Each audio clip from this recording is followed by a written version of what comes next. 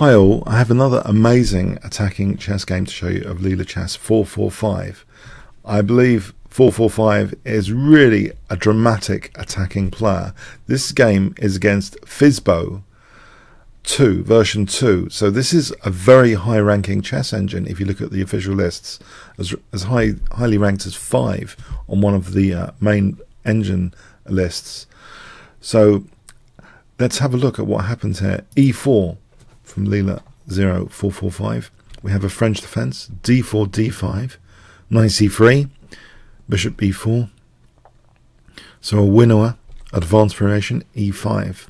Now bishop d7 is played here. This is a bit unusual, this move, and especially now the sequence a3, bishop f8. Now this is a fairly closed position, so backward retreats like this are more acceptable sometimes in the French defense, because sometimes black can maneuver around squares like f5. If time isn't of the essence because it's more closed, you can sometimes get away with this. Is this the case here? Bishop d3, queen c8, knight f3, now c5 is played, and white here, Leela, decides to capture away from the center. Nimzovich was a fan of sometimes losing the center to try and take control with pieces. It was a strategy employed innovatively at the time by Nimzovich in the hyper-modern revolution. So giving up the center here, but white still has control of the center squares. White castles, knight e7. So black clearly has got an eye on the f5 square, but at what cost? b4. Now bishop b6 was played here. There is a tactical move to try and nab a pawn, but white has great compensation with the bishop pair here. This doesn't really bear thinking about this position. A strong grip on e5, the bishop pair, active rook here. It doesn't really bear thinking about. b5, bishop b4, etc. Maybe later. So the bishop retreats. Black is cramped. Bishop d2 here, a6, rook b1, and this is really off-putting if black wants to even dream of casting queenside. It seems a long way off here. Queen c7, rook e1, h6. Now let's see the dream of trying to castle queenside for a moment instead of h6. Knight a4, for example. This is really just off-putting. White can just build up on this pawn chain here to try and knock it out. For example, like this, bang, bishop takes a6. So casting queenside is a pipe dream basically. So h6, cautious move. b5, bishop a5, just technically using that weakness of the last move. But look, the knight's been cramped now. The rook's still on a8. If a takes b5, white will just get the bishop pair. Otherwise, there's going to be knight d6 check. So if black has to give up the light square bishop, this is not looking at all good. Bishop b4 using the pin, going into d6, for example. This is looking horrific for black. White's got a small edge technically, but it looks maybe worse than that in my view.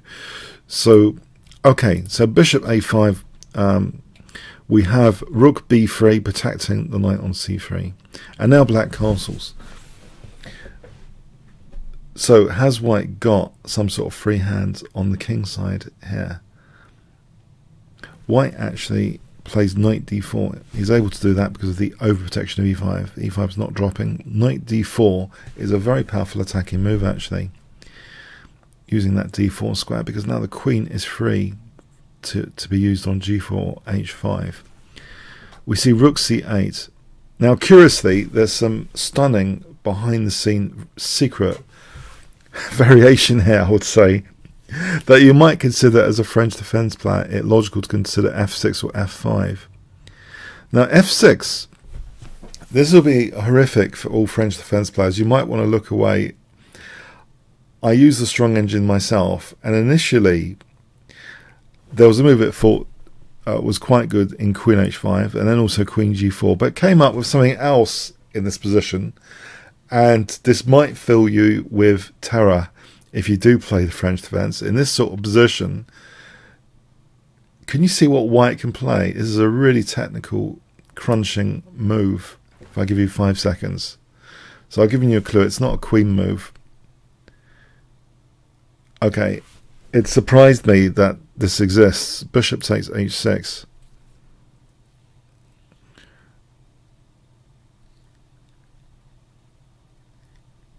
yeah, there's lots of variations here, but it seems to be technically sound.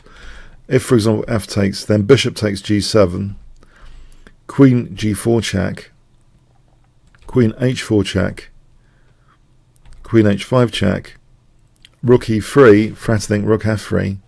It's like a big king hunt. Knight takes d5 check, queen h4, rook f3, bishop g6. This is absolutely crushing.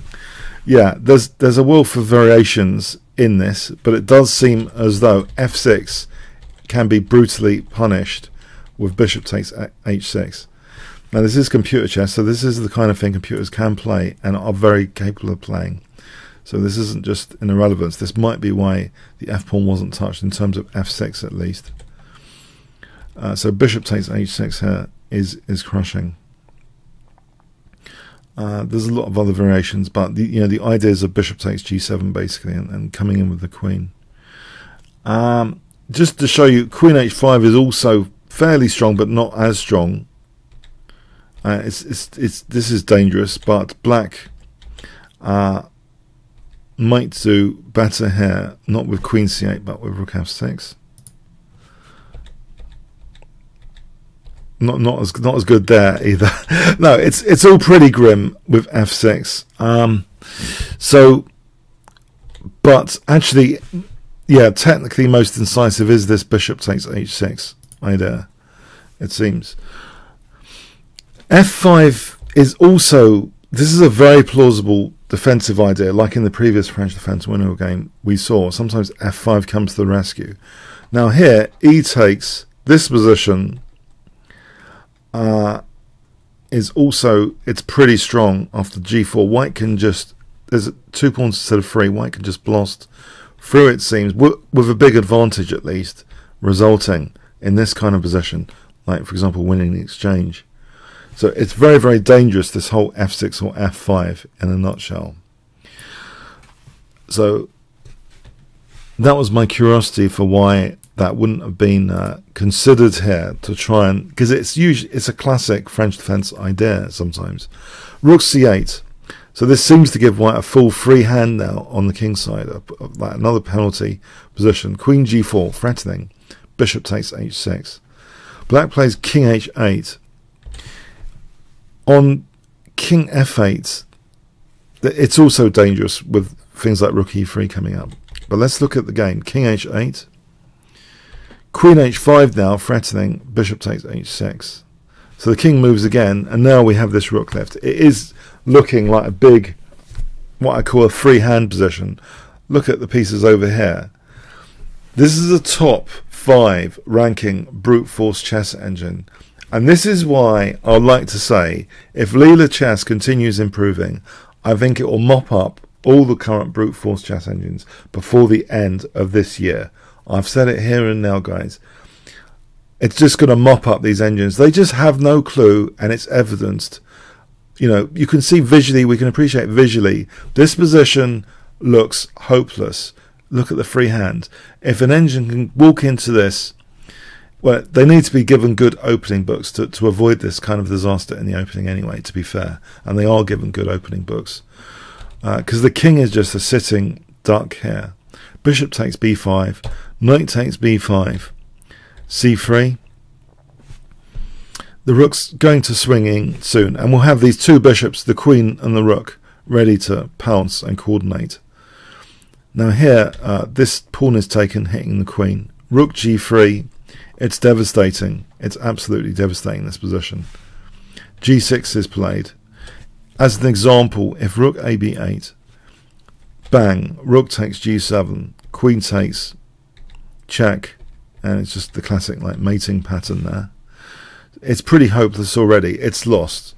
g6 is played, queen takes h6, and to prolong mate as long as possible, queen c7. At first I thought this was a weird game score. Is this even a chess engine, Fizbo? But yeah, I did look it up after.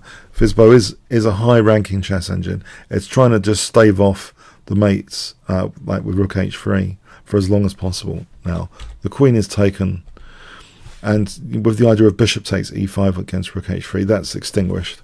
So rook h3 is coming now for black. Black took on here. That's it. Here, end of game. It's adjudicated. Lost.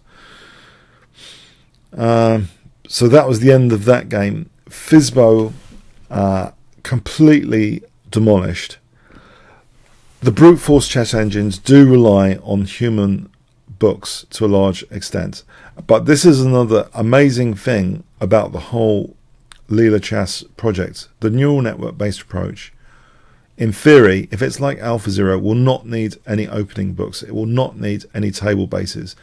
It will not need to be artificially increased by, patched together Frankenstein type resources, which basically the current crop of engines, which we've accepted for the last 10-20 years, because we all wanted just higher and higher ratings without regard to internal quality, so not modeling actual intelligence but just doing brute force. But I believe that AlphaGo and Leela Zero, these are the way forward, really, because the possibilities of chess are so vast, and as humans we can appreciate this sort of game. White just definitely had a free hand on the king's side. We can say in a nutshell summary, it was very difficult for black to have any defensive resources. This was a total wipeout game. Very instructive, I thought, anyway. Comments, questions, likes, shares appreciated. Thanks very much.